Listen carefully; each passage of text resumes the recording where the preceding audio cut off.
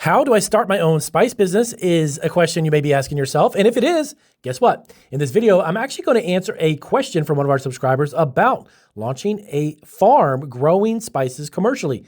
He wanted to know who would buy my crop and where is that marketplace located. So if you're looking to launch a spice business, you definitely want to watch this video because I'm going to break down for you several ways that you can actually sell spices, as well as tell you specifically the types of marketplaces that you could sell your spice to. So welcome to Marketing Food Online. It's Damian Roberti. And if this is your first video, definitely hit the subscribe button. We are all about food entrepreneurship and giving you tips, tricks, and pointers for food entrepreneurs everywhere. So I'm going to dive right specifically into this and waste no time.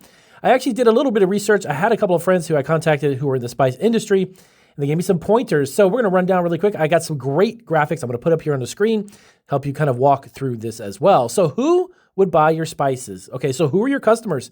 That's probably the first question you're going to ask if you're launching a spice business, either commercially or, of course, from home. Number one, spice manufacturers and blenders. Now, these are companies that actually blend, package, and sell spices to grocery stores, convenience stores, etc., retail outlets, basically. Now, I have some examples. You could sell, believe it or not, you could sell to McCormick, Frontier Co-op, Simply Organic, or even Spiceology.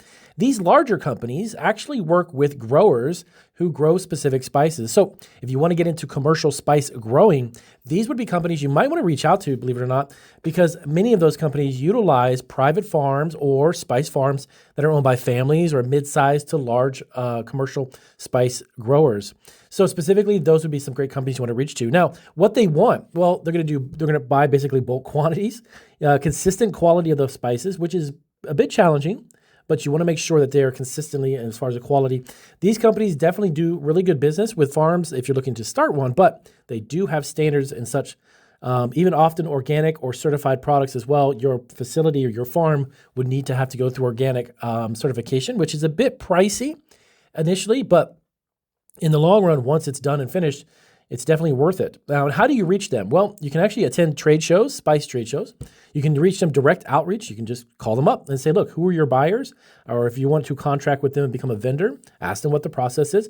Believe it or not, LinkedIn is another great one. LinkedIn is good for reaching out to buyers and large companies if you've got a specific product and you want to reach them directly. Specialty ingredient expos. Now, these are also like food expos and such, but dedicated to the spice industry.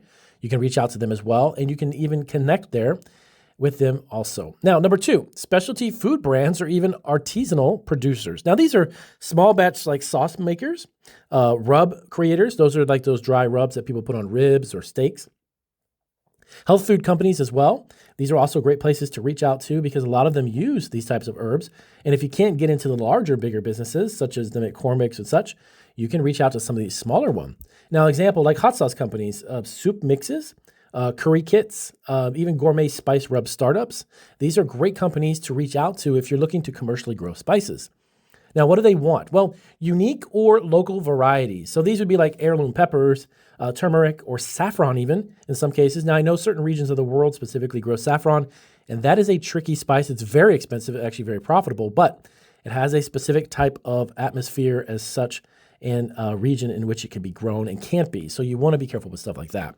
But all in all, you can definitely look out to them. Now, how to reach them?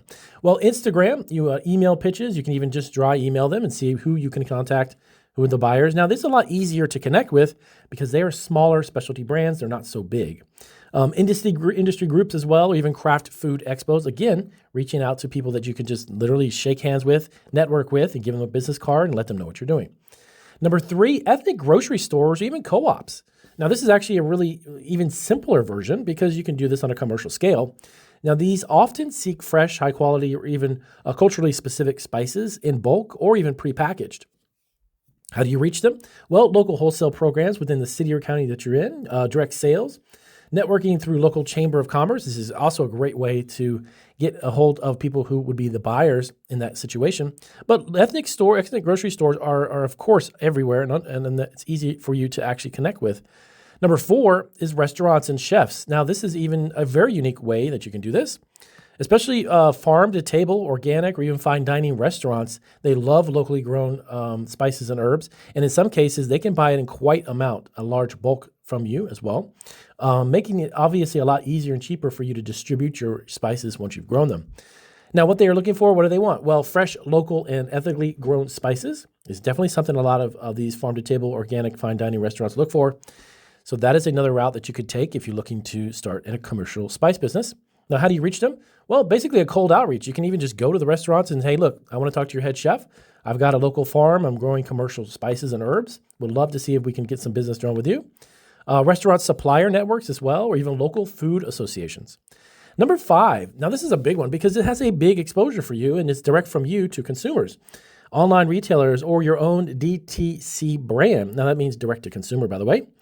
Sell directly to consumers via email, Amazon, Etsy, even your own website. How do you do that? Well, package and brand your spices for retail, add recipes and content marketing. You want to consider creating blends, maybe even spice kits. Okay. Number 6, bulk buyers and wholesalers. Now, these are a great place to unload a lot of commercially grown spices and herbs. Sell your harvest to bulk resellers. Now, what they do is they'll buy, let's say, 100 to 200 pounds of a certain spice. They break it down and they're going to resell it themselves, but they're going to buy it from you in bulk.